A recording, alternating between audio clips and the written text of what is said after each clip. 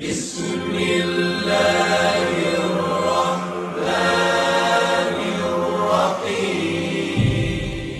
إنا أنزلناه قرآنا عربيا لعلكم تعقلون. نحن نقص عليك أحسن القصص بما أوحينا إليك هذا القرآن وإن كنت يضل به كثيرا ويهدي به كثيرا.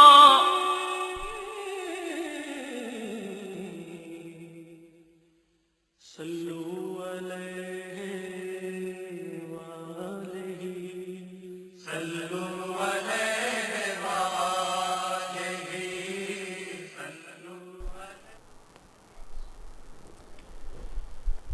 أعوذ بالله من الشيطان الرجيم. بسم الله الرحمن الرحيم.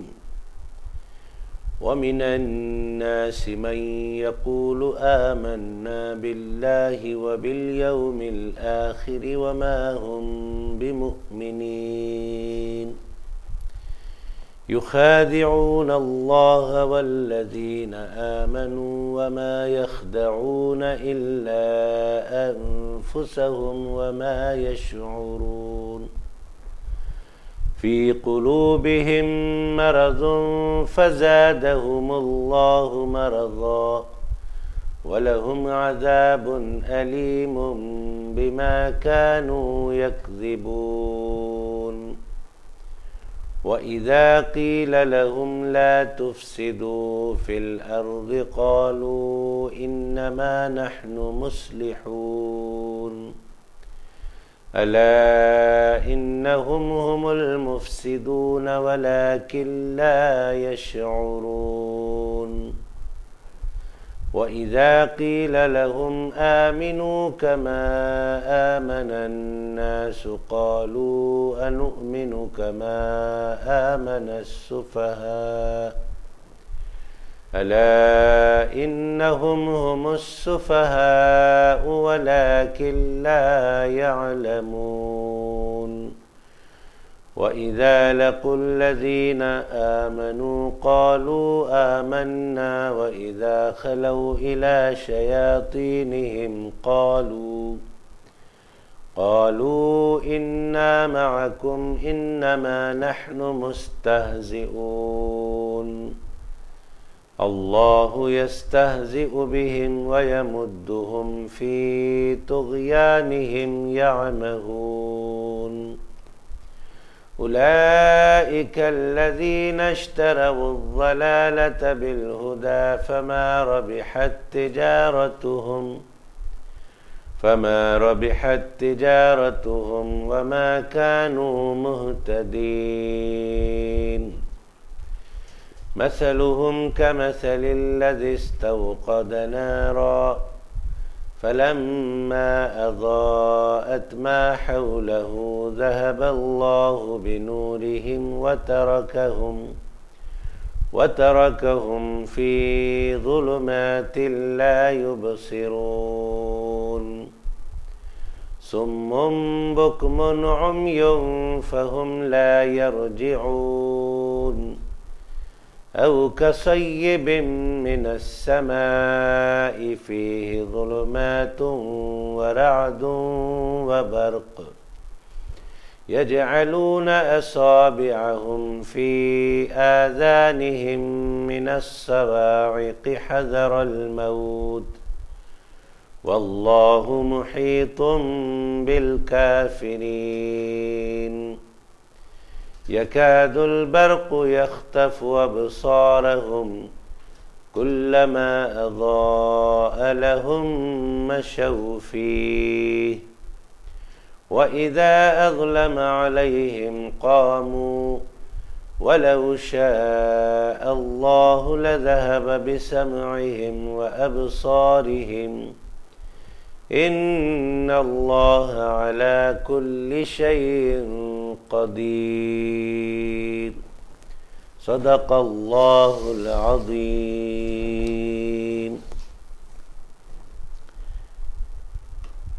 اور کچھ لوگ کہتے ہیں کہ ہم اللہ اور آخرت کے دن پر ایمان لاتے ہیں،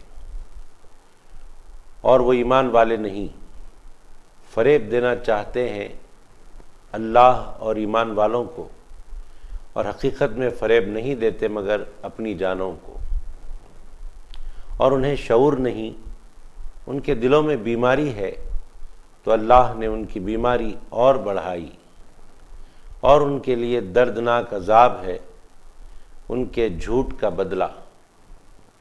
اور جو ان سے کہا جائے زمین میں فساد نہ کرو تو کہتے ہیں کہ ہم تو اصلاح کرنے والے ہیں۔ خبردار، وہی فسادی ہیں مگر انہیں شعور نہیں۔ اور جب ان سے کہا جائے ایمان لاؤ جیسے اور لوگ ایمان لے آئے تو کہتے ہیں کیا ہم احمقوں کی طرح ایمان لے آئیں؟ خبردار، وہی احمق ہیں مگر جانتے نہیں۔ اور جب ایمان والوں سے ملتے ہیں تو کہتے ہیں ہم ایمان لائے، اور جب اپنے شیطانوں کے ساتھ اکیلے ہوتے ہیں تو کہتے ہیں ہم تمہارے ساتھ ہیں، ہم تو یوں ہی ہنسی کرتے تھے۔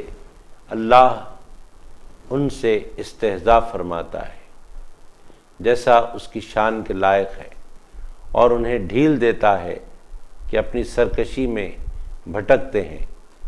یہ وہ لوگ ہیں جنہوں نے ہدایت کے بدلے گمراہی خریدی تو ان کا سودا کچھ نفع نہ لایا، اور وہ سودے کی راہ نہ جانتے تھے۔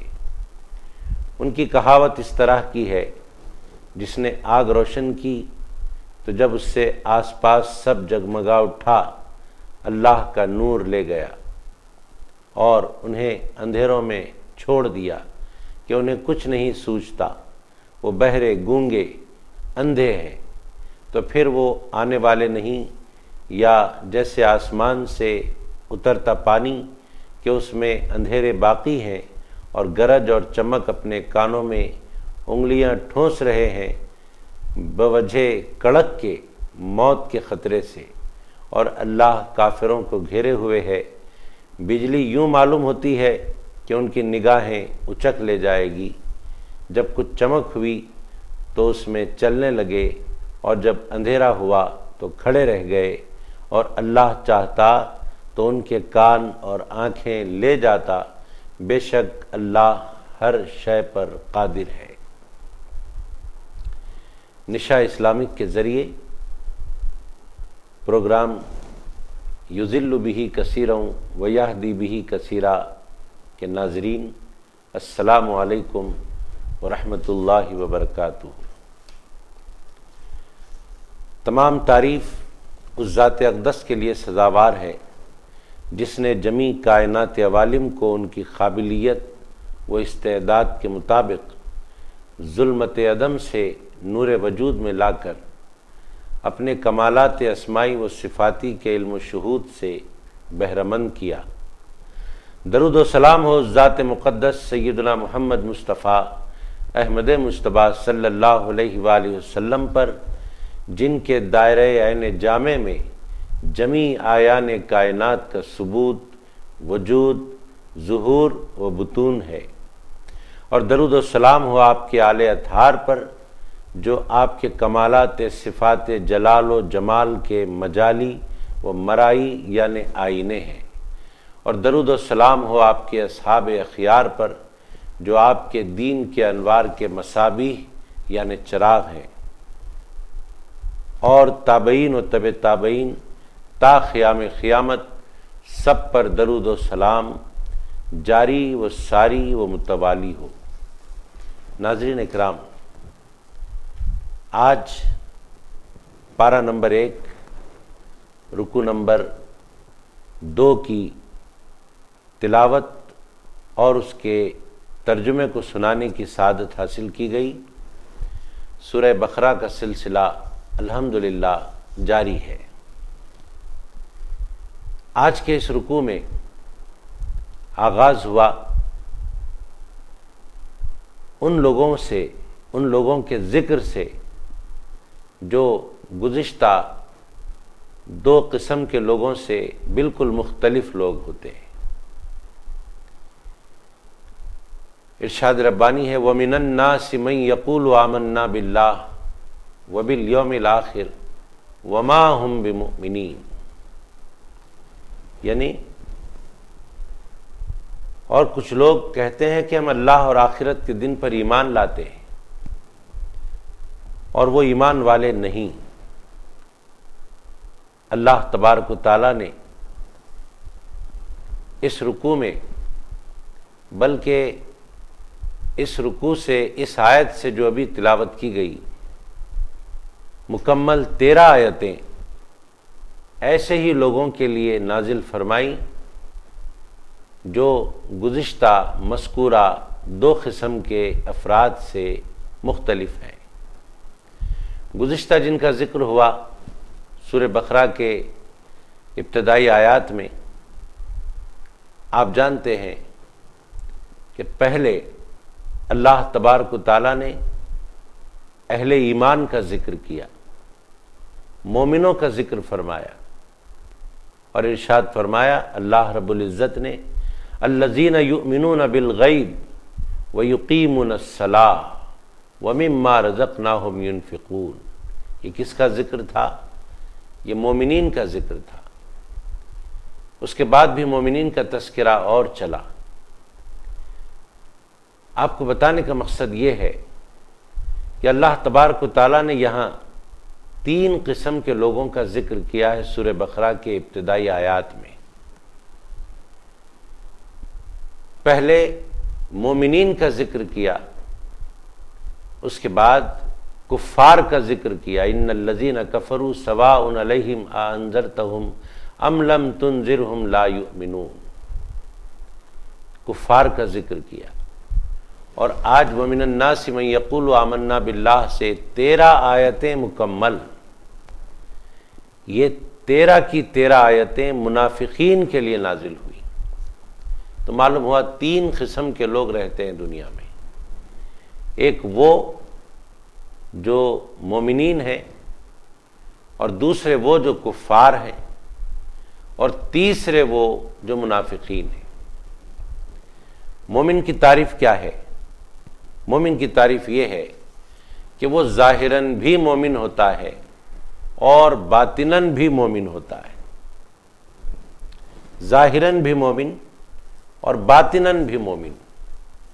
وہ زبان سے بھی کہتا ہے کہ میں مومن ہوں، اور وہ دل کی گہرائیوں سے ایمان کو قبول بھی کرتا ہے، اقرار باللسان کے ساتھ ساتھ تصدیق بالقلب کی دولت سے بھی وہ مالا مال رہتا ہے۔ وہ دعویٰ بھی کرتا ہے میں مومن ہوں، اور وہ تصدیق بھی کرتا ہے دل سے، تو ظاہراً اور باطناً ہر اعتبار سے وہ مومن رہتا ہے۔ اور کفار وہ جو ظاہراً بھی کافر ہوتے ہیں اور باطناً بھی ان کے دلوں میں کفر رہتا ہے، باطناً بھی وہ کافر رہتے ہیں۔ لیکن منافقین جو ہیں وہ ظاہراً تو ایمان کی بات کرتے ہیں، ایمان کے دعوے کرتے ہیں، اور یہ کہتے ہیں کہ ہم مومن ہیں، لیکن باطناً وہ مومن نہیں ہوتے، باطناً وہ کافر ہوتے ہیں۔ زبان پر ان کے اسلام و ایمان کی بات ہوتی ہے، لیکن دل میں ان کے کفر بھرا رہتا ہے۔ اس قسم کے لوگوں کو منافقین کہا جاتا ہے، اور آج کے اس رکوع میں منافقین کا تذکرہ ہے۔ جملہ 13 آیتیں وَمِنَ النَّاسِ مَن يَقُولُ آمَنَّا بِاللَّهِ سے منافقین کے لیے نازل ہوئی، جن کے نفاق کی علامتیں ظاہر کی گئیں، جن کے نفاق کے بارے میں کہا گیا کہ یہ اوپر کچھ ہوتے ہیں اور اندر کچھ ہوتے ہیں۔ وما ہم بمؤمنین، یہ مومن نہیں ہے۔ اللہ رب العزت نے فرما دیا کہ یہ مومن نہیں ہوتے، بلکہ یہ تو کفار سے بھی زیادہ اللہ تبارک و تعالیٰ کے نزدیک ناپسند ہوتے ہیں۔ وما ہم بمؤمنین فرما کر اللہ تبارک و تعالیٰ نے ان کے لیے ایسا ارشاد فرمایا کہ جو منافقین کے لیے دنیا و آخرت میں جہنم اور دنیا و آخرت میں لعنت کا سبب ہے۔ اللہ تبارک و تعالی ہمیں نفاق سے اور نفاق کی علامات سے محفوظ رکھے۔ وما ہم بمؤمنین کہہ کر اللہ رب العزت نے فرمایا کہ وہ ہرگز مومن نہیں ہے، کیونکہ ان کے ظاہر میں کچھ ہوتا ہے اور باطن میں کچھ ہوتا ہے۔ وہ سمجھتے ہیں کہ ہم ادھر مومنین سے مل کر یہ کہیں کہ ہم بھی مومن ہیں، اور ادھر کفار سے مل کر یہ کہیں کہ بھئی ہم بھی کافر ہیں، تمہارے ساتھ ہیں۔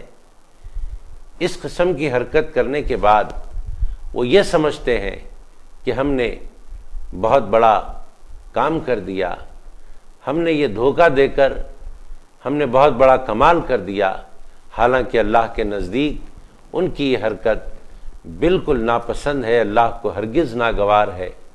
اسی لیے اللہ رب العزت نے ان کے دلوں کی حالت و کیفیات کو دیکھ کر ارشاد فرمایا وما ہم بمؤمنین یخادعون اللہ والذین آمنوا، وہ اللہ کو اور ایمان والوں کو دھوکہ دینا چاہتے ہیں۔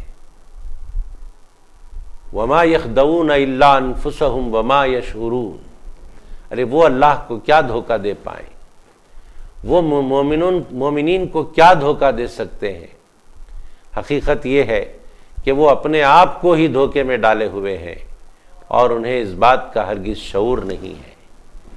ناظرین اکرام، یہاں پر ایک بات میں آپ کے گوش گزار کرنا چاہوں گا کہ دیکھیے، منافقین نے دھوکہ کس کو دینا چاہا؟ دھوکہ منافقین سرکار دو عالم صلی اللہ علیہ وآلہ وسلم کو دینا چاہتے تھے، دھوکہ منافقین مومنوں کو دینا چاہتے تھے، لیکن یہاں پر کیا فرمایا جا رہا ہے؟ یخادعون اللہ، وہ اللہ کو والذین آمنوا اور ایمان والوں کو دھوکہ دینا چاہتے ہیں، حالانکہ منافقین اللہ کو دھوکہ دینے کی بات، اللہ کو دھوکہ دینے کا ارادہ نہیں رکھتے۔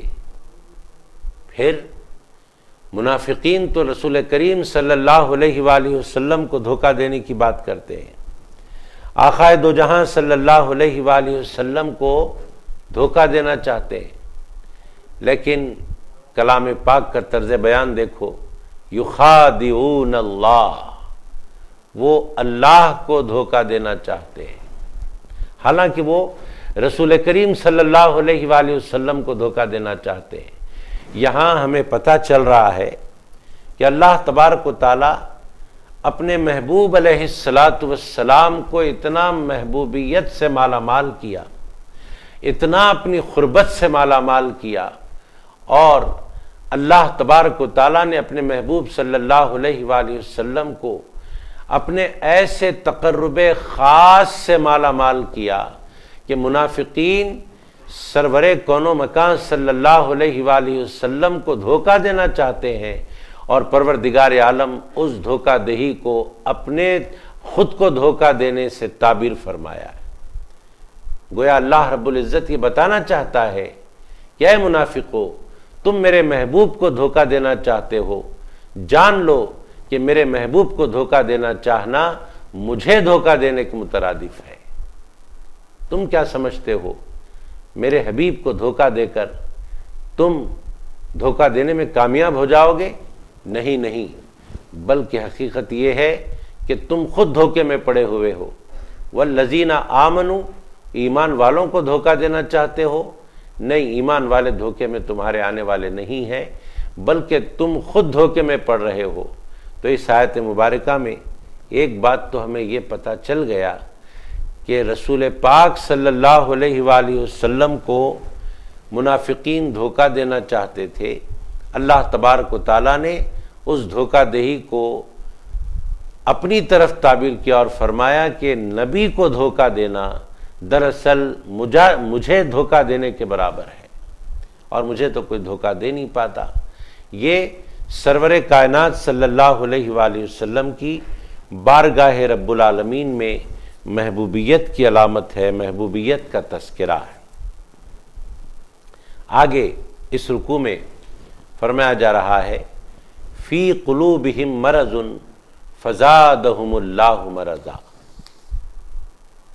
ان کے دلوں میں بیماری ہے، پس اللہ نے ان کی بیماری کو اور بڑھا دیا، اور ان کے لیے دردناک عذاب ہے اس وجہ سے کہ وہ جھوٹ بولتے تھے۔ یہ ان کی جھوٹ ہے کہ وہ کہتے ہیں کہ ہم اللہ پر ایمان لائے، ہم آخرت کے دن پر ایمان لائے۔ یہ ان کی جھوٹ بات ہے جس کے بدلے اللہ تبارک و تعالیٰ ان کو دردناک عذاب میں مبتلا کرے گا۔ کیا جھوٹ بولتے تھے؟ منافقین کی جھوٹ کیا ہوتی ہے؟ منافقین کی جھوٹ یہی ہوتی ہے کہ وہ اپنے دل میں ایمان نہیں رکھتے، مگر یہ کہتے ہیں کہ ہم ایمان والے ہیں، ہم اللہ پر ایمان لائے، ہم آخرت کے دن پر ایمان لائے۔ یہ ان کا کہنا جھوٹ پر مبنی ہے، ان کے اس کہنے میں کوئی صداقت نہیں، اور وہ یہ کہہ کر سمجھتے ہیں کہ ہم دھوکہ دے رہے ہیں اور ہم دھوکہ دینے میں کامیاب ہو رہے ہیں۔ وہ خود اپنے آپ کو دھوکہ دے رہے ہیں، اور اللہ رب العزت فرماتا ہے وما یشعرون، وہ سمجھتے نہیں، ان کو شعور نہیں ہے اس بات کا کہ وہ خود کو کیسے دھوکہ دے رہے ہیں، کیونکہ غفلت میں اتنا پڑے ہیں، دھوکہ دہی میں اتنا پڑے ہیں، اور نفاق کی اتنی گہرائیوں میں جا چکے ہیں کہ اب ان کو سوچنے سمجھنے کی بھی صلاحیت نہ رہی۔ اللہ تبارک و تعالیٰ کے نزدیک یقیناً کفار ناپسند ہیں، یقیناً اللہ رب العزت کفار پر غضبناک ہے، لیکن کفار سے زیادہ اللہ تبارک و تعالیٰ کو منافقین ناپسند ہیں۔ اسی لیے تو قرآن پاک میں ایک جگہ ارشاد فرمایا ان المنافقین فی الدرک الاسفل من النار، بے شک منافقوں کو اللہ تبارک و تعالیٰ فرماتا ہے کہ ان کے لیے جہنم میں جو جگہ بنائی گئی ہے، مقرر کی گئی ہے، وہ جہنم کے تمام طبقات میں سب سے نچلے طبقے میں ان کو رکھا جائے گا، یعنی سب سے زیادہ دردناک عذاب اگر جہنم میں کسی کو ہوگا تو وہ منافقین کو ہوگا۔ چنانچہ قرآن پاک نے ارشاد فرمایا، جیسے کہ میں نے ابھی آیت کریمہ کی تلاوت کی، ان المنافقین فی الدرک الاسفل من النار۔ کافر اوپر سے بھی کافر رہتا ہے، اندر سے بھی، لیکن منافق اوپر سے مومن ہونے کی بات کرتا ہے، اندر سے کافر رہتا ہے۔ اس نفاق کی وجہ سے اللہ تبارک و تعالی منافقوں پر کافروں سے زیادہ غضبناک ہے۔ اللہ فرماتا ہے فی قلوبہم مرض فزادہم اللہ مرضا۔ مرض ایک جسمانی ہوتا ہے، ایک جسمانی مرض ہوتا ہے، اور ایک قلبی مرض ہوتا ہے۔ جسمانی مرض کے لیے دوا کریں، افاقہ ہو جائے گا، صحت ہو جائے گی، لیکن قلبی جو مرض ہوتا ہے، قلبی، وہ قلبی مرض جو منافقین کے اندر ہے، کفار میں بھی قلبی مرض ہوتا ہے، ان کے قلب میں شرک ہوتا ہے، ان کے قلب میں کفر ہوتا ہے، لیکن امید ہے کہ ان کا شرک، ان کا کفر ان کے قلب سے دور ہو سکے، یہ امید ہے۔ اللہ تعالیٰ ان کے دلوں کو کفر و شرک سے پاک کرتا ہے جب وہ کفر و شرک سے پاک ہونا چاہتے ہیں، لیکن منافقین کا نفاق جو دلوں میں ان کے گھر کر جاتا ہے، وہ ان کے دلوں سے نہیں نکلتا، بلکہ اس آیت مبارکہ سے پتہ چلتا ہے کہ ان کے دل کا مرض نفاق کا وہ دن بدن بڑھتا ہی چلا جاتا ہے، بڑھتا ہی چلا جاتا ہے۔ تو ایک جسمانی مرض ہوتا ہے اور ایک قلبی مرض ہوتا ہے۔ قلبی مرض میں بہت سارے امراض ہیں قلبی، جیسے کہ حرص ہے، ہوس ہے، حسد ہے، کینہ ہے، سوء عقیدت ہے، جہل ہے، یہ سارے قلبی امراض کے نام ہیں۔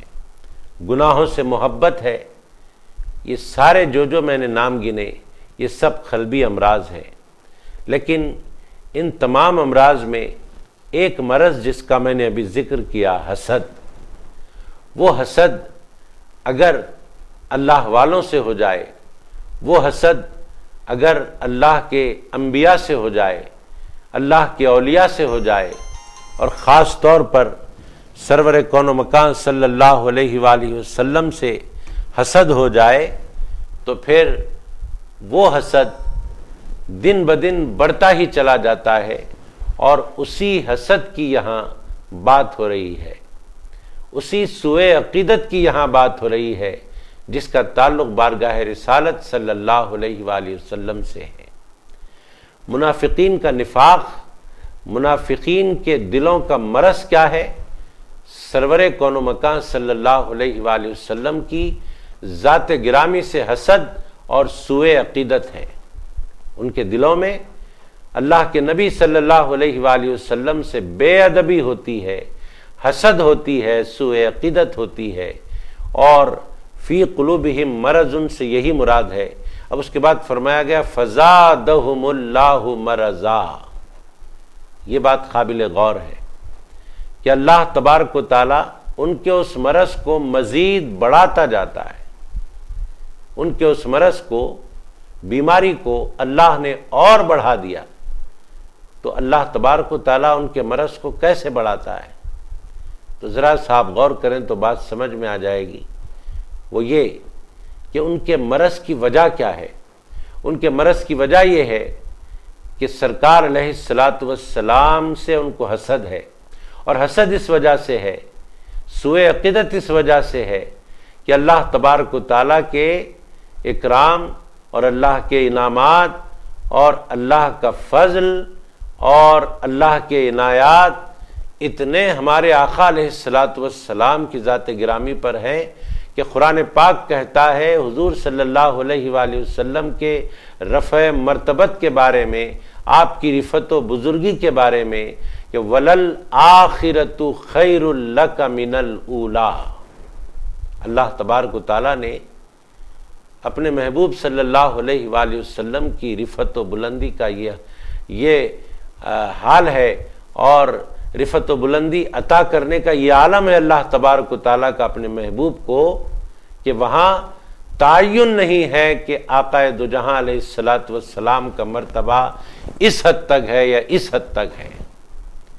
خالق کائنات نے اور پیغمبروں کو بھی رفعت عطا فرمائی، بزرگی عطا فرمائی، لیکن وہاں تعین فرمایا، وہاں تعین فرمایا۔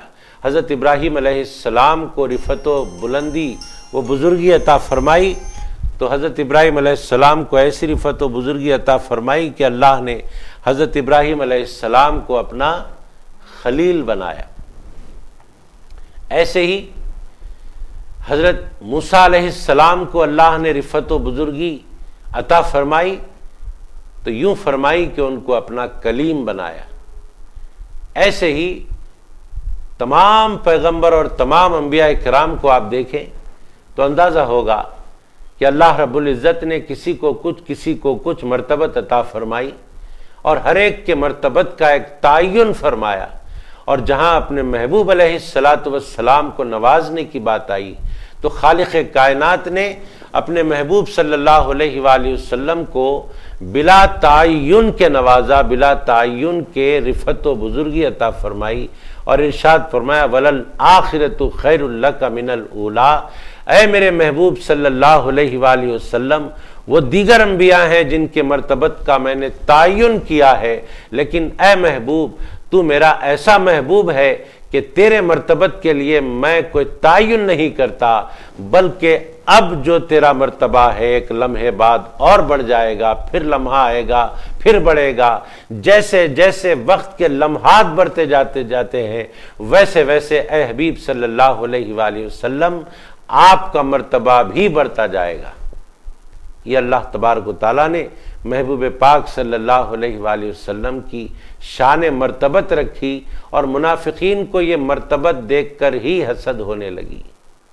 سرکار علیہ الصلاۃ والسلام کے اس اعلیٰ مرتبے کو دیکھ کر ہی ان کو حسد پیدا ہو گئی، اور یہاں جو فرمایا جا رہا ہے فزادہم اللہ مرضا، اللہ تبارک و تعالیٰ ان کے مرض کو اور بڑھاتا ہے، اور اللہ نے ان کے مرض کو بڑھا دیا۔ مطلب وہ اگر سرکار علیہ الصلاۃ والسلام کے علو مرتبت سے حسد کرتے ہیں تو اللہ تبارک و تعالیٰ ان کی حسد کرنے کی وجہ سے، ان کے جلنے کی وجہ سے سرکار کے مرتبے کو گھٹاتا نہیں، بلکہ سرکار کے مرتبے کو اور مزید بڑھاتا رہتا ہے۔ تو نتیجے میں ادھر سرکار کا مرتبہ بڑھتا رہتا ہے، ادھر منافقین کی حسد بڑھتی رہتی ہے۔ یہ مطلب ہے فزادہم اللہ مرضا کا، وَلَهُمْ عَذَابٌ عَلِيمٌ بِمَا كَانُوا يَكْذِبُونَ۔ ایسے منافقین کے لیے اللہ تبارک و تعالیٰ نے آخرت کا عذاب رکھا ہے، اور ایسا عذاب رکھا ہے جو دردناک عذاب ہے۔ اور یہ عذاب کی وجہ کیا ہے؟ یہ عذاب کی وجہ یہی ہے کہ وہ لوگ اپنے دلوں میں نفاق کو جگہ دیے ہوئے تھے۔ اللہ کے نزدیک کافروں سے بڑھ کر منافقین بدترین ہیں، اور کافروں سے بڑھ کر منافقین ناپسند ہیں۔ ان کی جھوٹ کیا ہے منافقین کی؟ منافقین کی جھوٹ یہی ہے کہ وہ دل میں ایمان کی دولت رکھتے نہیں، مگر کہتے ہیں کہ ہم مومن ہیں، ہمارے دلوں میں ایمان ہے۔ اللہ تو دلوں کے حالات جاننے والا ہے۔ ان کے دلوں کی حالات کو دیکھ کر، ان کے دلوں کی کیفیات کو دیکھ کر اللہ تبارک و تعالیٰ نے فرما دیا وما ہم بمؤمنین، یہ مومن نہیں ہوتے، یہ تو جھوٹے ہیں۔ جھوٹ بہت بری بات ہے۔ جھوٹ کبیرہ گناہوں میں سے ایک گناہ کا نام ہے جھوٹ۔ اللہ تبارک و تعالیٰ کو جھوٹ سختی کے ساتھ ناپسند ہے۔ اللہ رب العزت جھوٹ کو پسند نہیں کرتا، اللہ تبارک و تعالیٰ سچوں کو پسند کرتا ہے۔ جہاں تک جھوٹ کی بات ہے، فرمایا گیا حضور پاک صلی اللہ علیہ وآلہ وسلم نے جھوٹ کہنے والوں کے بارے میں جو ارشاد فرمایا وعید کے طور پر، حدیث پاک سماعت فرمائے کہ آقا علیہ الصلاۃ والسلام نے ارشاد فرمایا، صحابہ کرام فرماتے ہیں ہم سے مخاطب ہو کر فرمایا۔ ضروری نہیں ہے کہ صحابہ کرام سے جب مخاطبت ہے تو صحابہ کرام کے ہی احوال اور ان کے ہی حالات پر بیان کیا جائے۔ صحابہ کرام کو سامنے رکھ کر دیگر کے لیے بھی وعید کی جا سکتی ہے، اور یہاں ایسے ہی ہے کہ صحابہ کرام سے حضور صلی اللہ علیہ وآلہ وسلم نے فرمایا میں تمہیں جھوٹ میں ایسے گرتا ہوا دیکھتا ہوں، میں تمہیں جھوٹ میں ایسے ہی گرتا ہوا دیکھتا ہوں جیسے پروانہ آگ میں گرتا ہے۔ یعنی صحابہ کرام کو مخاطب کر کے ان جھوٹوں سے اللہ کے نبی علیہ الصلاۃ والسلام فرما رہے ہیں جو جھوٹ بولنے کے عادی ہیں۔ مخاطبت تو صحابہ کرام سے ہے، لیکن مراد صحابہ کو بولنا نہیں ہے، مراد جھوٹوں کو بولنا ہے جو جھوٹ بولتے ہیں۔ آقا علیہ الصلاۃ والسلام کے اس فرمان عالی شان کا مطلب یہی ہے کہ جھوٹ بولنے والا اس وعید سے گھبرا جائے اور اپنے انجام سے باخبر ہو جائے کہ جھوٹ بولنے والا آگ کی طرف جا رہا ہے، جھوٹ بولنے والا ایسے ہی آگ میں گر رہا ہے جیسے ایک پروانہ آگ میں گرتا ہے۔ اس موقع پر آپ کے سامنے میں ایک بات عرض کر دوں جو کام کی بات ہے۔ ویسے ہر بات کام کی ہو رہی ہے، لیکن یہاں اس موضوع پر جہاں جھوٹ سے منع کیا گیا، جھوٹ کی مذمت کی گئی اور جھوٹ کو کبیرہ گناہ کہا گیا احادیث کی روشنی میں، قرآن پاک کی روشنی میں، وہیں کچھ ایسے مقامات ہیں جہاں پر جھوٹ بولنے سے استثناء فرمایا گیا، یعنی جہاں جھوٹ بولا جائے تو گناہ نہیں ہوتا، جہاں پر جھوٹ بولنا جائز امور میں سے ہو جاتا ہے۔ مثلا جنگ کے میدان میں جھوٹ بولنا جائز ہے، جنگ ہو رہی ہے اور جنگ میں جھوٹ بولا جائے تو جنگ کے میدان میں جھوٹ بولنے سے گناہ نہیں ہوتا، جنگ کے میدان میں جھوٹ بولنا گناہ نہیں ہوتا۔ نمبر 2، جہاں جھوٹ بولنے سے استثناء ہے وہ یہ کہ 2 آدمیوں کو آپس میں ملانے کے لیے جھوٹ بولا جا سکتا ہے، واقعے کے خلاف بولا جا سکتا ہے۔ مثال کے طور پر 2 آدمیوں میں رنجش ہے، نزاع ہے، 2 آدمی ایک دوسرے کے دشمن ہیں اور دونوں کے ملاپ کی، دونوں کے ملنے کی کوئی امید، کوئی راہ نظر نہیں آتی۔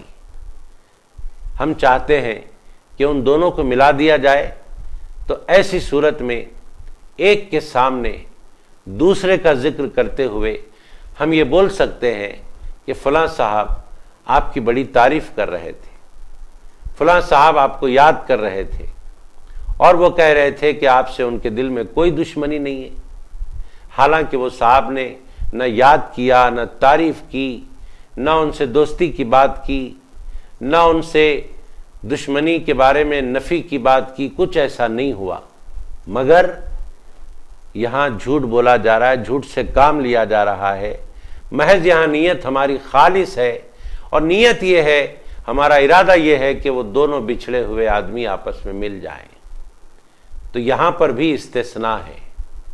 جیسے جنگ میں جھوٹ بولا جائے تو جائز امور میں سے ہو جاتا ہے، ایسے ہی 2 بچھڑے ہوئے لوگوں کو ملانے میں اگر جھوٹ بولا جائے تو یہاں پر بھی گناہ نہیں ہوتا، بلکہ یہاں پر 2 آپس میں آدمی مل جاتے ہیں تو یہ ملانے کے لیے یہاں پر استثناء کیا گیا اور فرمایا گیا کہ ایسی جھوٹ بولنے سے گناہ نہیں ہوتا۔ نمبر 3، وہ مقام ہے جہاں جھوٹ بولنے سے گناہ نہیں ہوتا، وہ شوہر کا اپنی بیوی سے جھوٹ بولنا ہے۔ شوہر اپنی بیوی سے اگر کوئی بات جھوٹی بول دیتا ہے، اور یہاں جھوٹ بولنے سے بیوی کو دھوکہ دینا مراد نہ ہو بلکہ بیوی کو خوش کرنا مراد ہو، ایسے موقع پر جھوٹ بولا جائے تو گناہ نہیں ہوتا کہ شوہر اپنی بیوی کو خوش کرنا چاہتا ہے جھوٹی باتوں کے ذریعے۔ مثلا شوہر اپنے بیوی سے یوں کہے کہ دنیا میں سب سے زیادہ اگر میں چاہتا ہوں تو تمہیں کو چاہتا ہوں، حالانکہ دل میں وہ بات نہیں ہے، حالانکہ واقعہ ایسا نہیں ہے، لیکن پھر بھی اپنی بیوی سے اگر شوہر کہتا ہے کہ دنیا میں مجھے تم سے زیادہ محبوب کوئی اور نہیں ہے، اسی طرح آپ یہ بھی سن لیں کہ شوہر اپنی بیوی سے اگر کہہ رہا ہے، حالانکہ واقعہ ایسا نہیں ہے مگر کہہ رہا ہے محض اپنی بیوی کو خوش کرنے کے لیے، اس کی نیت اچھی ہے، لیکن بول تو رہا ہے جو واقعاتاً نہیں ہے۔ اور ایسے ہی اگر بیوی بھی اپنے شوہر سے کہے کہ اس دنیا میں سب سے زیادہ اگر میں کسی کو چاہتی ہوں تو آپ کو چاہتی ہوں، اگر بیوی بھی اپنے شوہر سے ایسے کہتی ہے تو بیوی کو بھی کوئی گناہ نہیں ہوتا، کیونکہ اس قسم کی جھوٹ دونوں کو آپس میں ملانے کے لیے ہے، دونوں میاں بیوی کے درمیان محبت کو بڑھانے کے لیے ہے۔ ظاہر ہے کہ جب بیوی سے کوئی شوہر کہے گا کہ دنیا میں تم سے زیادہ اور کوئی محبوب نہیں، تو بیوی کے دل میں محبت کا جذبہ پیدا ہوگا۔ ایسے ہی بیوی اگر شوہر سے کہے گی تو شوہر کے دل میں بیوی سے محبت کا جذبہ پیدا ہوگا۔ جب دونوں آپس میں ایک دوسرے سے محبت کو مضبوط کریں گے تو یقیناً دونوں کا رشتہ مضبوط رہے گا اور گھر کا ماحول بہت ہی بہتر سے بہتر ہوتا جائے گا۔ کسی گھر کے ماحول کو بہتر بنانا ہے تو ضروری ہے کہ اس گھر کے 2 بڑے افراد یعنی اس گھر کے بچوں کے ماں باپ دونوں آپس میں ایک رہیں۔ جب وہ دونوں ایک رہتے ہیں تو پھر گھر کا ماحول بڑا ہی سنبھلا ہوا، بڑا ہی سدھرا ہوا رہتا ہے۔ محترم ناظرین کرام، آئیے ہم آگے بڑھتے ہیں اور آگے کی آیت ہم پڑھتے ہیں، اور آگے کی آیت کے بارے میں ہم اللہ تبارک و تعالیٰ کے اس کلام سے فیضان حاصل کرتے ہیں۔ فرمایا جاتا ہے وَإِذَا قِيلَ لَهُمْ لَا تُفْسِدُوا فِي الْأَرْضِ قَالُوا إِنَّمَا نَحْنُ مُصْلِحُونَ۔ جب ان سے کہا جاتا ہے کہ زمین میں فساد نہ پھیلاؤ تو کہتے ہیں ہم تو اصلاح کرنے والے ہیں۔ جب ان سے کہا جاتا ہے، کن سے؟ منافقین سے جب کہا جاتا ہے کہ زمین میں فساد نہ کرو، لا تفسدوا فی الارض، تو کیا کہتے ہیں وہ کہتے ہیں کہ ہم فساد کرتے ہیں؟ ہم فساد نہیں کرتے، ارے ہم تو اصلاح کرنے والے ہیں۔ آپ اندازہ کریں، کرتے تو ہیں فساد زمین پر، مگر بول کیا رہے ہیں؟ بول رہے ہیں ہم اصلاح کرنے والے ہیں۔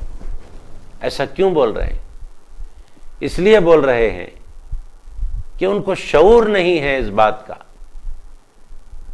وہ گمراہیوں میں، وہ نفاق میں اتنا گم ہو چکے ہیں، نفاق میں اتنا گھر چکے ہیں کہ ان کو ان کی برائی بھی اچھی معلوم ہونے لگتی ہے۔ یہ منافقین کی خرابی ہے کہ وہ اپنے برے کو بھی اچھا سمجھتے ہیں۔ آج بھی اگر کوئی اصلاح کے نام پر عقیدے کے بگاڑ کو پھیلاتا ہے اور اس سے کہا جاتا ہے کہ عقیدے کا بگاڑ نہ پھیلاؤ، تو کہتے ہیں ہم تو اصلاح کرنے والے ہیں۔ یہ بولی آج تک چلی آ رہی ہے، اللہ محفوظ رکھے۔ بگاڑ پیدا کرتے ہیں، لیکن جب کہا جاتا ہے کہ بگاڑو مت، فساد مت پھیلاؤ، تو کہتے ہیں ہم تو اصلاح کرنے والے ہیں۔ فساد کہتے کس کو ہیں؟ آئیے آج کی اس نشست میں ہم آپ کو بتائیں فساد کہتے کس کو ہیں۔ 3 باتیں ہیں فساد کے بارے میں جو اس کی تعریف میں آپ کو بتانا چاہتا ہوں۔ فساد کس کو کہتے ہیں آپ کو بتاؤں۔ نمبر 1، کسی بھی شے کا، کسی بھی چیز کا اعتدال سے خارج ہو جانا، یہ فساد ہے۔ جب تک کوئی چیز اعتدال پر رہتی ہے وہ فساد نہیں کہلاتی، وہ تو امن کہلاتی ہے۔ امن کہلاتی ہے وہ بات جو اعتدال پر رہتی ہے، لیکن جب اعتدال سے ہٹ جاتی ہے کوئی چیز تو پھر وہاں فساد ہو جاتا ہے۔ تو منافقین اعتدال سے ہٹی ہوئی بات کرتے ہیں، یا تو افراط کی بات کرتے ہیں یا تو تفریط کی بات کرتے ہیں۔ افراط و تفریط فساد کا نام ہے، اور اعتدال امن و سلامتی کا نام ہے، اور اسلام آیا ہے اس دنیا کو افراط اور تفریط سے بچا کر اعتدال کی راہ ہموار کرنے کے لیے، اعتدال کی تعلیم دینے کے لیے۔ تو جہاں اعتدال رہتا ہے وہاں فساد نہیں رہتا، تو اعتدال سے خارج ہونے کا نام فساد ہے۔ نمبر 2، احوال کی استقامت کا زوال، یہ بھی فساد ہے۔ یعنی ایسی لڑائی، ایسی جنگ جس سے احوال کی استقامت کو زوال ہو، یعنی حالات پرسکون ہیں۔ احوال کا مطلب اندر کے حالات، لوگوں کے احوال کا مطلب لوگوں کی دلی حالتیں، لوگوں کی قلبی حالتیں پرسکون ہیں، سب اپنی اپنی جگہ آرام و اطمینان کی زندگی گزار رہا ہے۔ لیکن جب کوئی ایسی گڑبڑ ہو جائے جس کی وجہ سے لوگوں کے احوال میں جو استقامت ہے وہ استقامت کم ہونے لگے، یا وہ استقامت میں زلزلے پیدا ہو جائیں، تو جس وجہ سے یہ زلزلے پیدا ہوتے ہیں احوال کی استقامت میں، اس وجہ کو فساد کہا جاتا ہے۔ اگر امن و سلامتی کے لیے کوئی جنگ ہو رہی ہو تو اس جنگ سے احوال کے اندر کی استقامت اور مضبوط ہوتی ہے۔ اگر امن و سلامتی کے قیام کے لیے لڑائی ہو، اگر امن و سلامتی کو پامال کرنے کے لیے جنگیں ہوں، تو احوال کی استقامت میں زوال پیدا ہوتا ہے، اور ایسی لڑائیوں کو فساد کہتے ہیں۔ اللہ تبارک و تعالی ہمارے معاشرے کو ایسے فساد سے محفوظ رکھے۔ نمبر تین ہے اسرار کو دوسروں تک پہنچانا، عدو تک پہنچانا، دشمنوں تک پہنچانا، یہ بھی فساد ہے۔ مثلا مسلمان امن و سلامتی کی خاطر اگر دشمن سے جنگ کے منصوبے بناتے ہوں دشمنوں سے، اور مقصد یہ ہو، اور مسلمانوں کے تاریخ اسلام میں آپ سنیں گے، تاریخ اسلام کا مطالعہ کریں گے تو آپ کو پتہ چلے گا جتنی اسلامی جنگیں ہوئی اور جب مسلمانوں نے، صحابہ کرام نے جب میدان جنگ میں اپنے آپ کو شریک کیا تو وہاں فساد مچانے کے لیے نہیں بلکہ فساد کے خاتمے کے لیے میدان جنگ میں مسلمان اترے۔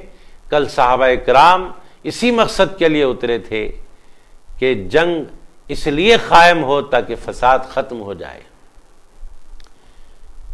تو تاریخ اسلام کا جب آپ مطالعہ کریں گے تو آپ کو اندازہ ہوگا، معلوم ہوگا کہ مسلمانوں نے منصوبے بنائے جنگوں کے، اور جب کبھی دشمن سے، فسادیوں سے جنگ کا منصوبہ بنتا تو ایسے وقت میں منافقین ان منصوبوں سے دشمنوں کو خبردار کرتے تھے، دشمنوں تک یہ اطلاعات پہنچایا کرتے تھے کہ دیکھو مسلمان ایسے منصوبے بنا رہے ہیں، مسلمان ویسے منصوبے بنا رہے ہیں۔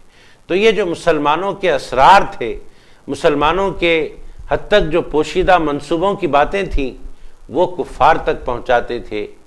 تو یہ بھی منافقوں کی ایک شرارت تھی، یہ بھی منافقوں کے فساد کی ایک نوعیت تھی جو اسرار مسلمانوں کے دشمنوں تک پہنچایا کرتے تھے۔ وَإِذَا قِيلَ لَهُمْ لَا تُفْسِدُوا فِي الْأَرْضِ، جب ان کی ان شرارتوں سے ان کو باز آنے کے لیے کہا جاتا تھا تو وہ کہتے تھے کہ ہم تو اصلاح کرنے والے ہیں، حالانکہ مسلمانوں کے اسرار ادھر پہنچایا کرتے تھے اور مومنوں کو دھوکہ دینے کی نیت رکھتے تھے، اور سرکار دو عالم صلی اللہ علیہ وآلہ وسلم کو دھوکہ دینے کی نیت رکھتے تھے۔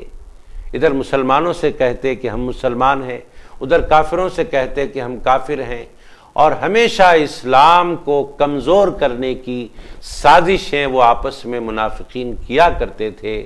اور جب ان سے کہا جاتا کہ تم فساد مت کرو تو ان کا جواب یہ ہوتا قالوا انما نحن مصلحون، ارے ہم تو فسادی نہیں ہیں، ہم تو اصلاح کرنے والے۔ تو ہم کو اس آیت سے معلوم ہوا کہ جو فسادی ہوتے ہیں واقعی ان کا دعویٰ یہ ہوتا ہے کہ ہم اصلاح کرنے والے ہیں۔ فسادیوں کا دعویٰ یہ ہوتا ہے کہ ہم اصلاح کرنے والے ہیں، وہ کبھی یہ نہیں بولتے کہ ہم فسادی ہیں۔ وہ ایسا کیوں بولتے ہیں؟ ان کے یہ بولنے کی وجہ یہ ہے کہ ان کے نفاق نے ان کی برائیوں کو بھی ان کی نظروں میں اچھا کر کے دکھا دیا۔ آگے اور ایک بات آتی ہے، اور ایک آیت آ رہی ہے وَإِذَا قِيلَ لَهُمْ آمِنُوا كَمَا آمَنَ النَّاسُ قَالُوا أَنُؤْمِنُ كَمَا آمَنَ السُّفَهَاءُ أَلَا إِنَّهُمْ هُمُ السُّفَهَاءُ وَلَكِنْ لَا يَعْلَمُونَ۔ حاضرین اکرام، ناظرین اکرام، پہلے بات کیا ہوئی؟ پہلے بات تو یہ ہوئی کہ منافقین نے کہا کہ ہم مومن ہیں، ہم ایمان لائے اللہ پر، آخرت کے دن پر۔ اس کے بعد منافقین نے کیا کہا؟ قالوا انما نحن مصلحون۔ اب تیسری بات آ رہی ہے منافقین کی کہ جب ان سے کہا جاتا ہے کہ تم ایمان لے آؤ جیسے کہ مسلمانوں نے ایمان قبول کیا، ایمان لے آؤ جیسے مسلمانوں نے ایمان قبول کیا، تو کیا کہتے ہیں وہ لوگ کہتے ہیں ہم ایسے ایمان لائے جیسے یہ بے وقوف ایمان لائے، نعوذ باللہ۔ کس کے بارے میں کہہ رہے ہوں بے وقوف؟ ان لوگوں کے بارے میں جو آقائے نامدار صلی اللہ علیہ وآلہ وسلم کے دست حق پرست پر مسلمان ہوئے، مسلمانوں کی طرف دیکھ کر بولتے ہیں کہ یہ بے وقوف لوگ ہیں جو ایمان لے آئے، کیا ہم بھی ان کی طرح ایمان لے آئے؟ نعوذ باللہ۔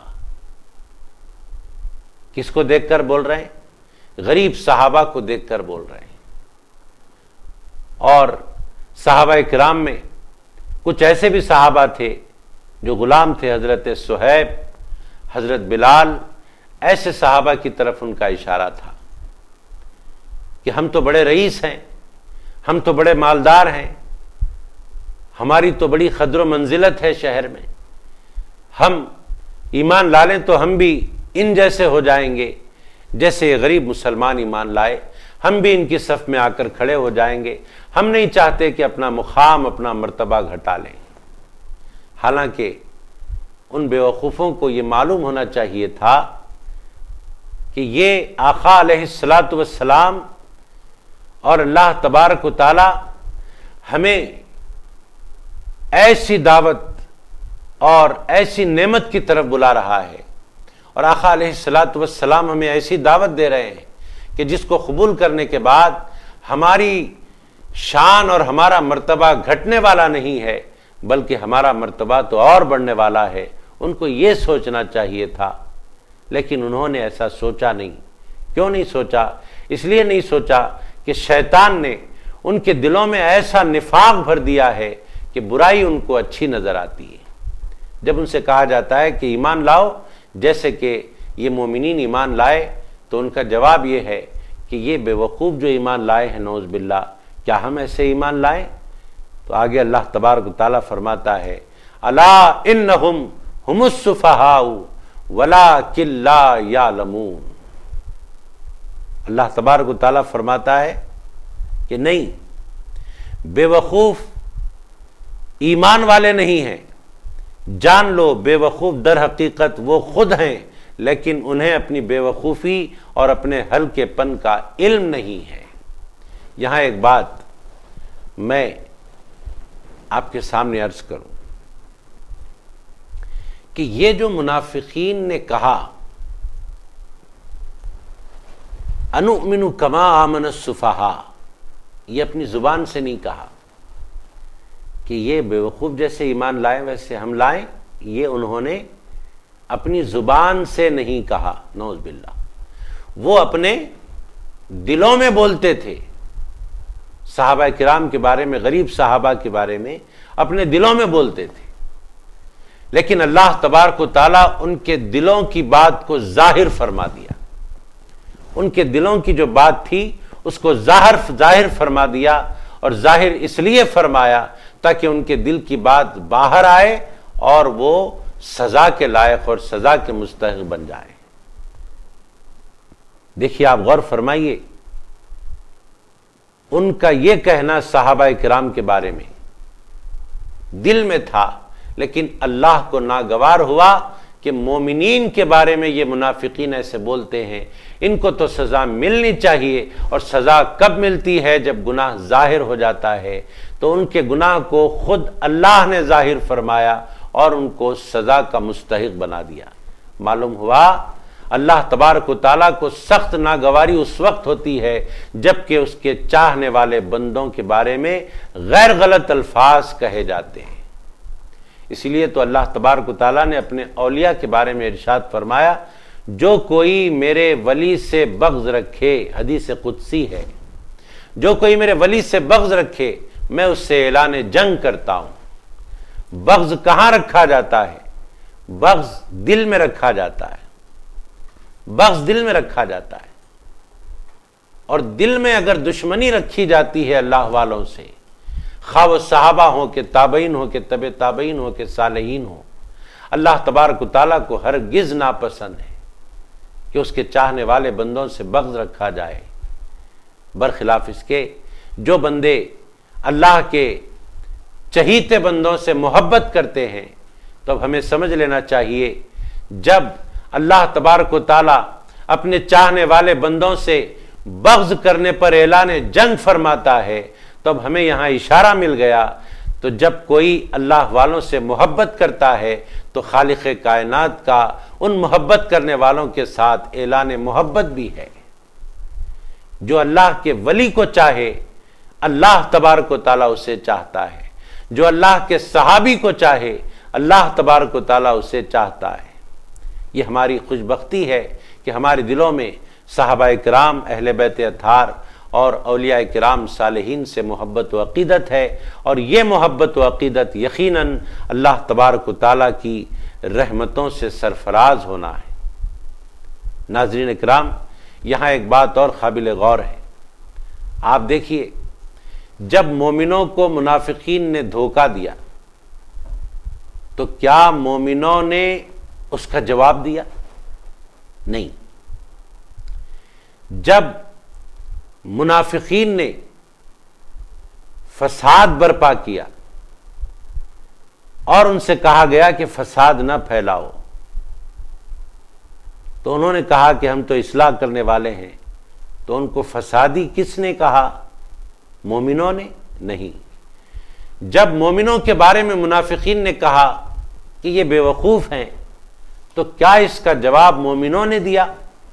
نہیں، مومنوں نے جواب نہیں دیا، بلکہ ہر وقت میں مومنوں کی طرف سے اللہ تبارک و تعالیٰ نے جواب دیا ہے۔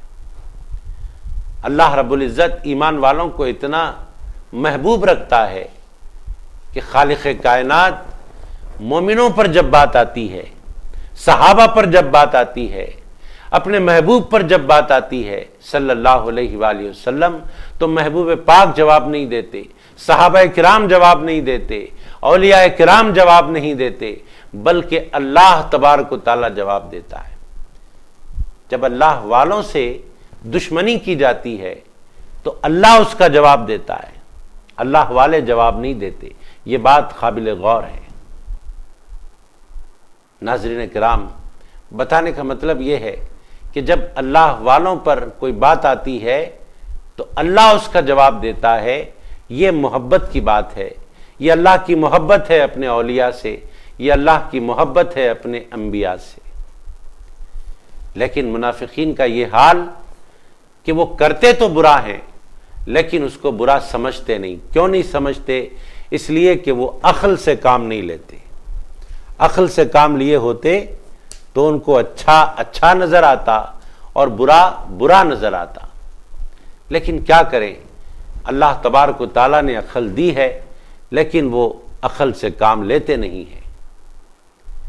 عقل کے بارے میں آیا کہ اللہ تبارک و تعالیٰ نے اگر کسی کو عقل سے سرفراز فرمایا ہے تو پھر اس کو اور دولتیں بھی مل جاتی ہیں، جیسے کہ علم اللہ کی ایک نعمت ہے، حیا اللہ کی نعمت ہے، اور عقل اللہ کی نعمت ہے۔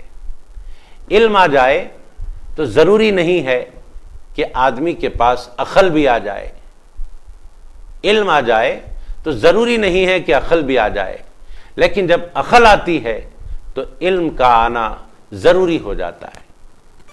اس موقع پر میں آپ کے سامنے ایک بات عرض کروں کہ حضرت آدم علیہ السلام کو جب اللہ تبارک و تعالیٰ نے پیدا فرمایا، اللہ نے جب حضرت آدم علیہ السلام کو پیدا فرمایا تو جبرائیل علیہ السلام 3 تحفے لے کر حضرت آدم علیہ السلام کے پاس آئے اور عرض کی کہ اے آدم علیہ السلام، ان تینوں چیزوں میں سے تمہیں کوئی ایک چیز کو چننا ہوگا، انتخاب کرنا ہوگا آپ کے لیے۔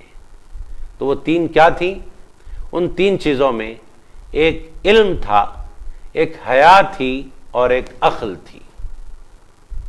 علم، حیا اور عقل، یہ تینوں تحفے حضرت جبرائیل علیہ السلام حضرت آدم علیہ السلام کے پاس لے آئے اور لا کر کہا کہ کوئی ایک چیز آپ کو لینا ہوگا۔ حضرت آدم علیہ السلام نے علم کو قبول کر لیا، عقل کو قبول کر لیا۔ حضرت آدم علیہ السلام نے عقل کو قبول کر لیا۔ جب عقل کو قبول کیا تو حضرت جبرائیل علیہ السلام نے علم اور حیا سے اشارے میں فرمایا کہ اب تم دونوں یہاں سے جاؤ، لیکن وہ دونوں وہاں سے گئے نہیں، بلکہ ان دونوں نے کہا کہ آج تک ہم دونوں کا رشتہ عقل سے جڑا ہوا تھا، آج آپ ہمیں الگ نہیں کر سکتے، ہمارا یہ فیصلہ ہے کہ جہاں عقل ہوگی وہاں ہم بھی رہیں گے۔ تب حضرت جبرائیل علیہ السلام نے ان دونوں کو رہنے کے لیے کہا اور کہا کہ ٹھیک ہے، جب تم عقل کے ساتھ رہنا چاہتے ہو تو چلو جاؤ۔ آدم کے دماغ میں عقل ٹھہر گئی، حضرت آدم علیہ السلام کے دماغ میں عقل ٹھہر گئی اور دل میں علم ٹھہر گیا اور آنکھوں میں حیا جا کر ٹھہر گئی۔ تو پتہ چلا علم کا ہونا ہی کافی نہیں ہوتا، علم کے ساتھ عقل کا ہونا چاہیے، عقل کا ہونا ضروری ہے۔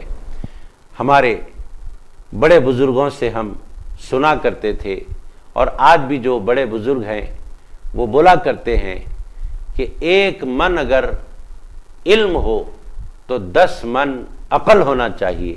یہ عام مقولہ ہے کہ اگر عقل ہوگی تو تھوڑا سا علم بھی بہت کام کا ہو جائے گا، اور اگر عقل نہیں ہوگی تو بہت سارا علم رکھ کر بھی آدمی جاہلوں جیسی بات کرے گا۔ اللہ تبارک و تعالیٰ نے عقل کو اتنا بڑا مقام دیا ہے، عقل کی اتنی بڑی اہمیت ہے، لیکن منافقین ہرگز نہیں سمجھتے، اس واسطے کہ وہ عقل کو استعمال میں نہیں لاتے۔ محترم ناظرین، آپ کو بتانا ایک بات ہے، وہ یہ کہ یہ منافقین مومنوں کا مذاق اڑاتے ہیں، استہزاء کرتے ہیں۔ یہاں پر بھی وہی بات ہے، وَإِذَا لَقُوا الَّذِينَ آمَنُوا قَالُوا آمَنَّا وَإِذَا خَلَوْا إِلَىٰ شَيَاطِينِهِمْ قَالُوا إِنَّا مَعَكُمْ إِنَّمَا نَحْنُ مُسْتَهْزِئُونَ۔ اور جب وہ منافق اہل ایمان سے ملتے تو کہتے ہم بھی ایمان لائے، اور جب اپنے شیطانوں سے تنہائی میں ملتے تو کہتے ہم یقیناً تمہارے ساتھ ہیں۔ مسلمانوں کا تو محض مذاق اڑاتے ہیں، انما نحن مستہزئون۔ منافقوں کا کہنا کیا ہے؟ ہم جو یہ چال چل رہے ہیں دراصل مسلمانوں کا مذاق اڑانے کے لیے، استہزاء کے لیے۔ تو اب قرآن اس کا جواب دیتا ہے، اس کا جواب بھی مومنین نہیں دے رہے ہیں، بلکہ منافقوں کے مذاق کا جواب بھی اللہ تبارک و تعالیٰ دے رہا ہے، اور فرماتا ہے اللہ یستہزئ بہم ویمدہم فی طغیانہم یعمہون۔ اللہ انہیں ان کے مذاق کی سزا دے گا، سزا دیتا ہے اور انہیں ڈھیل دیتا ہے تاکہ وہ خود اپنے انجام تک پہنچ جائیں، سو وہ خود اپنی سرکشی میں بھٹک رہے ہیں۔ جب منافقین مومنین سے مذاق کرتے ہیں تو اللہ تبارک و تعالیٰ کی شان تو یہ نہیں کہ منافقین سے بھی مذاق کریں۔ اللہ تبارک و تعالیٰ کا مذاق یہ ہے کہ جب قیامت قائم ہوگی، جب یہ منافقین جہنم میں جائیں گے، تب اللہ تبارک و تعالیٰ ان کو سزا دے گا۔ اللہ کا سزا دینا ہی اللہ کا استہزاء ہے منافقین کے ساتھ۔ چنانچہ حدیث پاک میں آتا ہے کہ جب منافقین جہنم میں ہوں گے اور وہ یہ چاہتے ہوں گے کہ ہم جنت میں جائیں، تو جہنم میں جانے والا جنت میں تو جائے گا نہیں، لیکن اللہ تبارک و تعالیٰ ان سے استہزاء کرے گا۔ کیسے؟ ان کو سزا دے کر۔ اور کیسی سزا؟ دیکھیے، ایک سزا تو یہ ہے کہ گناہگار کو، خواہ وہ کافر ہو کہ منافق ہو، عقیدے کا گناہگار، اسے جہنم میں ڈال دیا جائے۔ جہنم میں ڈالنا ہی سزا ہے، لیکن منافقین کو نہ صرف جہنم میں ڈالا جائے گا بلکہ ان کو جہنم میں ڈال کر ان کو جنت دکھائی جائے گی۔ یہ جہنم میں ڈالے جانے سے بڑا عذاب ہے، جہنم میں ڈالے جانے سے بھی زیادہ عذاب کی بات ہے کہ جہنمی کو جنت دکھائی جائے اور اس کو یہ آس دلائی جائے کہ وہ جنت کی طرف آئے۔ منافقین کے ساتھ اللہ تبارک و تعالیٰ کا استہزاء ایسے ہی ہوگا۔ اللہ تبارک و تعالیٰ منافقین کو جو جہنم میں ہوں گے ان کو جنت دکھائے گا، بہشت دکھائے گا، اور جنت دکھا کر صرف چھوڑ دے گا نہیں بلکہ جنت کا دروازہ ان کی آنکھوں کے سامنے کھلوا دے گا۔ منافقین دیکھیں گے کہ جنت کا دروازہ کھلا ہے تو یہ لوگ جنت کی طرف دوڑیں گے، جہنم میں ہوں گے، جیسے ہی جنت کا دروازہ کھلا دیکھ کر جہنم سے جنت کی طرف دوڑیں گے۔ کون؟ منافقین۔ جب دوڑیں گے جنت کی طرف اور جنت کے قریب پہنچ جائیں گے تو اللہ تبارک و تعالیٰ کے حکم سے وہ دروازہ بند ہو جائے گا۔ جب جہنم سے نکل کر دوڑنے چلے تھے تو یہ سمجھ کر چلے تھے کہ چلو اب ہم جنت میں داخل ہو جائیں، لیکن جیسے ہی جنت میں داخل ہونے کی نوبت آئے گی اللہ کے حکم سے وہ دروازہ بند ہو جائے گا جنت کا، پھر ان کو دوزخ کی طرف لوٹا دیا جائے گا۔ تو یہ اللہ تبارک و تعالیٰ کا استہزاء ہوگا اس کی شان کے مطابق۔ جو دنیا میں مومنین سے وہ استہزاء کرتے تھے، اللہ تبارک و تعالیٰ آخرت میں ان کو سزا کے طور پر استہزاء فرمائے گا، اور ایسی سزا کہ وہ جنت کی طرف دوڑیں گے، دروازہ بند ہوتے ہی پھر جہنم کی طرف جائیں گے، گویا بار بار جہنم میں گرنے کا انہیں احساس دلایا جائے گا، بار بار جہنم میں جہنم رسید ہونے کی ان کو سزا دی جائے گی۔ ایک بار کسی کو ڈال دیا جاتا ہے تو یہ بھی سزا ہے، لیکن منافقین کو بار بار جہنم میں ڈالے جانے کی سزا دی جائے گی۔ یہ محض مومنین کو ستانے پر جو اللہ تبارک و تعالیٰ غضبناک ہوا اس کی سزا منافقین کو ملے گی۔ اللہ تبارک و تعالیٰ سے دعا ہے کہ ہم سب کو اس پر جو کچھ کہا گیا سنا گیا عمل کی توفیق عطا فرمائے۔ آج پارہ نمبر 1 کے دوسرے رکوع کی تفسیر سننے سنانے کی ہم نے سعادتیں حاصل کی۔ انشاءاللہ تعالیٰ آنے والے نشست میں تیسرے رکوع کو ہم پڑھنے اور سننے کی سعادتیں حاصل کریں گے۔ وصلی اللہ تعالی علی خیر خلقہ ونور عرشہ سیدنا محمد وعلی آلہ واصحابہ اجمعین والحمد للہ رب العالمین۔ بسم اللہ الرحمن الرحیم۔ ومن الناس من يقول آمنا بالله وباليوم الآخر وما هم بمؤمنين يخادعون الله والذين آمنوا وما يخدعون إلا أنفسهم وما يشعرون في قلوبهم مرض فزادهم الله مرضا ولهم عذاب أليم بما كانوا يكذبون وَإِذَا قِيلَ لَهُمْ لَا تُفْسِدُوا فِي الْأَرْضِ قَالُوا إِنَّمَا نَحْنُ مُصْلِحُونَ أَلَا إِنَّهُمْ هُمُ الْمُفْسِدُونَ وَلَكِنْ لَا يَشْعُرُونَ وَإِذَا قِيلَ لَهُمْ آمِنُوا كَمَا آمَنَ النَّاسُ قَالُوا أَنُؤْمِنُ كَمَا آمَنَ السُّفَهَاءُ أَلَا إِنَّهُمْ هُمُ السُّفَهَاءُ وَلَكِنْ لَا يَعْلَمُونَ